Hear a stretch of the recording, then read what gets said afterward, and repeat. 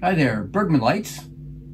I'm going to do a how-to video on how to install your Pixel Store's permanent puck light system. I have connected right in front of me 7 tracks for 70 pixels. I got the 4-inch spacing between each of the pucks. And so let's get down to it. So when you install your tracks, they come in they're basically 2 pieces. The portion with the puck lights in it, and they fit right over the top of this piece, and you just press them together, and they're easy to separate. So when you want to install these, you do want to separate it. You want to take this piece, and there's a couple holes right here, and that you can put the screw to mount it. And you can also put some of the pin in between. Now, depending on how your roof is designed on your home, there are different methods to do it. I'm going to call it a fascia. So if there's a flat piece of wood or aluminum underneath, right at the edge of your roof, going to the side of the house, you can just mount these directly. I would use like a self-tapping screw. I have these left over. These are pretty long for that situation. But you use a self-tapping screw, just bolt it in, and then put them in end to end. Now, if you have, like at my house, I don't have one of those fascias. I just see the bottom of my truss system, which shows a 2x4 coming down to the edge of the roof, and then there's a decorative piece that hides the edge of the roof that's painted the trim of the house. And for that situation, it's also at an angle, and so if I installed this right on those 2x4s, it would point towards the house at an angle. And depending on the effect you're looking for, that may be good, it may not be good. So what I did is I designed a wedge piece, and I'll put a link, I'll post this on Maker World, which is the Bamboo Labs model site that people share with, and I'll put this on Maker World. My roof line, I measure the angle, so I want it to point straight down is 25 degrees. So I built a 25-degree wedge, and I have it designed here. I have the long screws for a reason. That will go through the track, through here, and this will go right up into the 2x4. Now, in order to mount this wedge, what I did is I put a couple more holes to mount it before I put the track light up. And I'm just using these brass-colored wood screws. And I got a little countersink there, and that'll screw right up into the 2x4. And you just do it on both sides. This one, I'm going to use a little bit longer screw on that end. But that's how I'm going to do it, because I want these puck lights to point straight down and not angled towards the house. I want to get, that's the effect I'm looking for.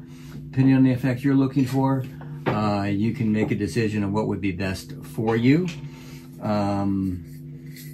So the other thing you may need to do with these tracks, my 2x4s, I'm guessing aren't exactly spaced where these holes here are on the track for my situation. So what I'm going to go do is I'll have to mark them, and then I'll use these self-tapping screws. I'll just drill right through this piece of I'll call it sheet metal from my controller. And you can see there, maybe you can, is it just like that, and you just pop it off, and there's a ridge here and an interfacing ridge on the track, and you just push it together, it locks in place, and that's a nice sealed system on your house, protected from the elements. Before I get out installing on my house these track lights, I thought I'd go through each of these connectors from SFL Designs. This is one that's transitioned between the two. You just simply slide it on and slide it together. And it gives you a nice clean seal there. This particular part is going to be one of the hardest ones to print. I had to print this with supports. It's really not that hard. You just had to put some supports on there because there's some floating parts on it. All right, so now let's do an end cap, okay? Here's the end cap with the, you can install the PG7 connector. And again, it fits right on there. It fits nice and tight, should stay there on its own permanently. And then if this was the very last track, there you go. It's the same thing, same design, just this without a threaded hole on it. Well, here's a close-up view of the one with the threaded hole. Maybe you can see it there. There's actually threading inside the hole, which interfaces with this. All right, so here's a shot underneath my roof trusses here. And you'll see they come at an angle to this piece of wood here, which is the trim of my house. And so I'm going to take one of these angle brackets that I had made, and it will screw into place right here. And the center hole is for the track, and the other holes is just to mount it onto the 2x4 using those wood screws I showed you earlier. And now if I show you how the track lines up here, here's my hole, and it doesn't line up with the 2x4, and I wanted to go to the edge there. So I'm going to mark on the track here the center of the 2x4, and then I will drill a hole in the middle of the track so that I can then mount this track into position. And I'll have to do the same thing here. I'll probably have to drill a hole for every one of these tracks the way our roof truss is set up. Now, if you had a fascia here that went straight across, you should be able to just bolt that straight through and use those existing holes. I took those marks I made on the side of the track and took my square, drew a line across, and then I found the center and marked that there. So now I have my trusty drill here. I have a 3/8 inch drill bit, and I've also put a piece of 3/4 inch plywood, just a little strip underneath there so I don't create a rough surface there. And all I'm going to do now is I'm just going to drill my hole. Right, so I have my first wedge installed. I'll get a little closer. You see those brass colored wood screws are installed.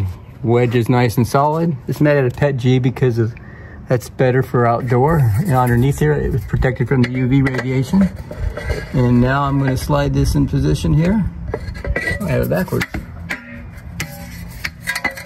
So that hole right there, maybe you can see it, lines right up. Now you'll see here I designed this. I have about a 1/2 inch of space between the front and the back, the way this wedge is set up, which ought to be just about right for me. Makes installation easier. I just push it right up against there and screw them in place. Now let's put the other wedge on the next piece in place and move on to the next step. All right, so I had the first track installed. See it here? I have those self-tapping screws in place.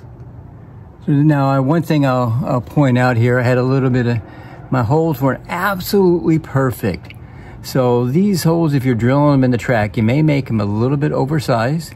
You see this screw I have here actually has like a washer on it. So that helps hold it, so you can be a bit oversized and it'll still hold it nice and securely. And you'll see how it lines up there. Looks real nice, pointing straight down. Let's go to the puck strip on there now and see what that looks like. First puck strip installed. One thing I'll point out, when you're on the end, since these are permanently installed, there's a female X connector underneath there. I would fill it up with dielectric grease, I'm going to actually, and then put a plug in it. To keep that sealed out from the elements, because it's going to be here year round. It could get wet, could get damp. We don't want it to create some sort of a situation where you could have a short or create just moisture issues, so the lights don't control as expected. And the next one, I'm just going to go one to the next, end to end. So let's get the next one started. I'm going to cut my custom hole here. I've been kind of learning as I go along here. You see these slotted holes. I want to slot a hole so I have some slop to be able to get the track lined up perfectly with the one next to it. I've marked off the side where the wedge bracket is. Marked it off, centered it, and I had 3 little marks. I'm going to drill a pilot hole here with a small drill bit. And then I'm going to follow up with a 3/16 inch drill bit to drill the main hole. And then I got a bunch of different files. Flat one, round one, square one, to basically make my slotted hole. So let's go ahead and drill these pilot holes. And I do have a piece of 3/4 inch plywood behind it. So now you see my 3 holes. They're not perfectly lined up there, but they're close enough. My slots are never perfect, but just as long as it has enough slop there to allow me to move the track back and forth just a little bit for good alignment. Here's my 3/16" bit. So you see that's not perfect, but now I'm going to take my files and make it good. Let's take, the flat one right now.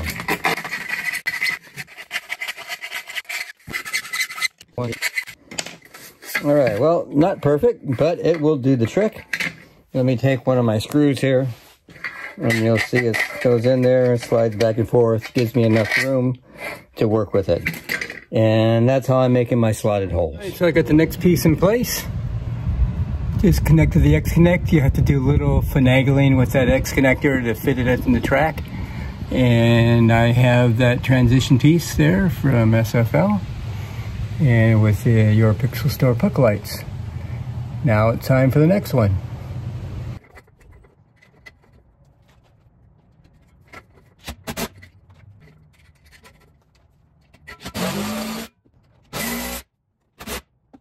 So between the connectors, I'm going to add some of this dielectric grease. I'm just going to squirt it in here, the male end, and just kind of get quite a bit in there. Then I'll connect it up. That'll keep the water from impacting it. For these long-term connections, I want to make sure the water doesn't get in the way. Once I made the connection, I basically took it. You see I got the track overhanging the edge. I stuck the wire, the X connect in there, and now I'm going to slide the track up flush with the other one. All right, on the end, I put some dielectric grease there, kind of squished it in the holes, and as well as this end cap. So I'm just going to put that together. Now you see it all assembled. You see some of the excess dielectric grease, but that's fine. That means I'm going to get a good waterproof connection. Well, I've gotten to the point where I need to cut one of my tracks. And so I've marked that on here. To be able to cut it, you can simply use a hacksaw, and you can get yourself a little miter box. I don't know, they probably cost maybe $15, where you can put 45-degree angles or actually perpendicular ones to cut it. This is really easy to cut metal. A simple hacksaw with a metal blade will do the trick.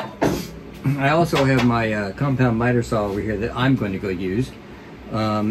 And cut it, I'm going to want to make sure that the light section lines up the same, and I need to get these pucks out of my way before I cut it, because if I cut right through, I'm going to cut through the wire, and we don't want to be doing that. So I'm going to reset up the camera so you can see me pop these pucks out, and then we'll set up for cutting on my compound miter saw. So these pucks, the pucks here, they have 4 little plastic tabs right here. And I got a little teeny screwdriver. I'm going to push that in, get that one started, and do the next one. Now they're starting to go. Next one, and then the 4th, and it should just pop right out. There we go. Separate it there, and that puck is now removed.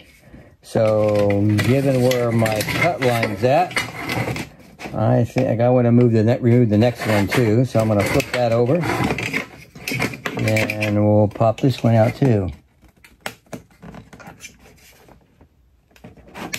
You don't want to break these little tabs, or they won't be, if you need to reuse them, they won't pop in the track as easily.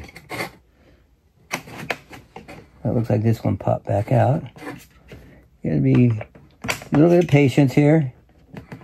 There we go. Now I have that out of my way, and I'm going to pop this back on.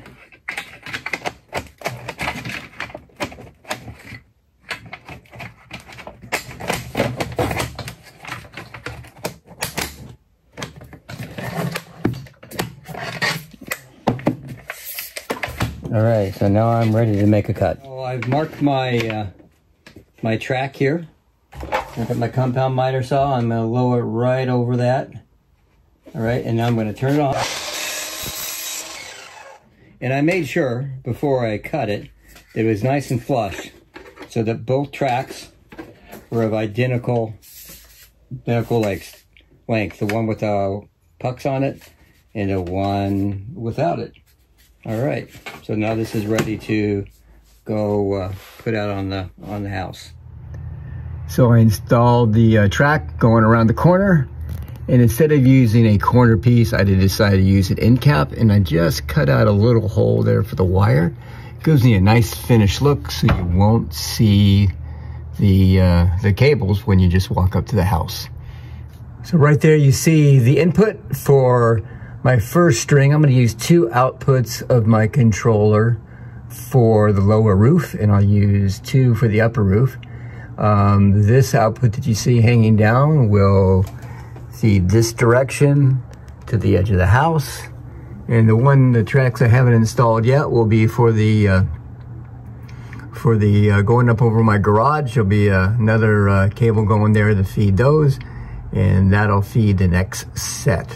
So the controller will be installed right about here near this power outlet. Be permanently installed. I'll do a separate video on that controller configuration so that you guys can see how that's put together and how to set it up. So I have my first section of puck lights set up, running a chase pattern in WLED. You see it gives a nice glow effect. You see the colors run across there. From this point on my street, you cannot see the lights. I'm going to walk around so you can see them.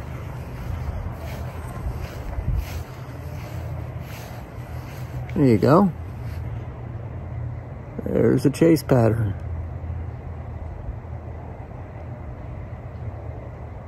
So I'll summarize the build process for the permanent installation of these track light system, permanent installation for your Pixel store. And so first of all, I'll start with the construction here of the track light system. It's in 2 pieces. You take this piece here and you mount it on your house. If the event that you have a flat surface already with your aluminum or wood on the face of your house, you can just simply bolt that in place using self-tapping screws. I would use like a 3/4 inch long one, self-tapping screw, if that's what your situation is. Now, if you're like me and you have a exposed truss system and you want to have it point straight down, you can take a wedge like this that I designed and can 3D print.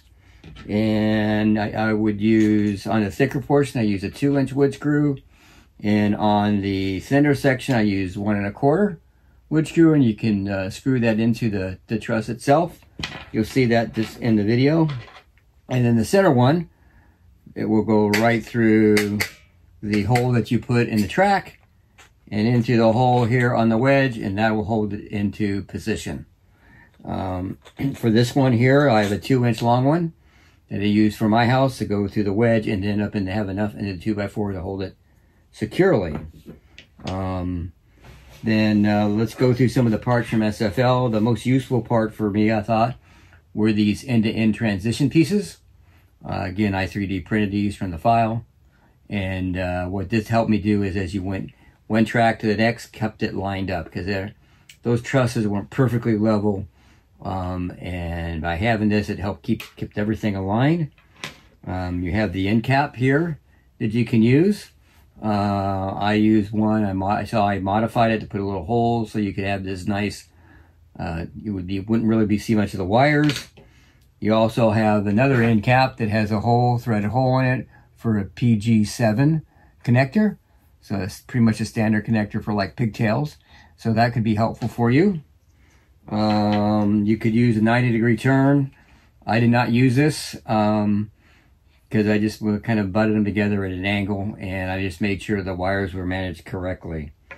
The other thing I'll cover too, you will have to cut these puck lights, because you're not going to be exactly 3 meter or 1 meter increments, which is the length of this. And you can cut that with a standard hacksaw, and a miter box. Really easy to cut. Just get a metal blade and you're ready to go. Now I will be controlling these with a WLED controller. The nice thing about this particular controller is both Wi-Fi and wired. I will use Wi-Fi during the off season, like I don't know, birthdays, Seahawk game, you know, change the colors for that. I can easily do that.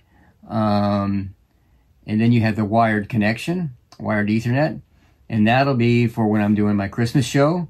All the data will come through my Raspberry Pi that's running my show, the running Falcon Pi player. X-Lights data, and will feed straight to this controller, and it will keep up with the rest of the show. And the wireless one, I'm sure, will lag. So it's a nice feature. I have this control box over here. I started assembling one already. I will do another video on the full assembly and setup of this controller to work with a permanent lighting system. So with that, that pretty much summarizes what I've done here for this installation. I hope this helps somebody out there. You guys have a wonderful day.